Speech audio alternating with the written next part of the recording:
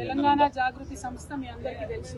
19వ సంవత్సరం మేము ఒక ఎన్జిఓగా పుట్టినా కూడా ప్రతినిత్యం ప్రజల కోసమే మాట్లాడినాం. ఆనాడు తెలంగాణ ఉద్యమంలో కూడా పాలిటిక్స్ మాట్లాడినాం. తెలంగాణ ఉద్యమంలో కూడా రాజకీయ సమీకరణలు ఎట్లుండాలి, తద్వారా తెలంగాణ ప్రజలకు ఏ విధంగా బెనిఫిట్ పొందాలనే అంశాలు ఆనాడు మాట్లాడినాం.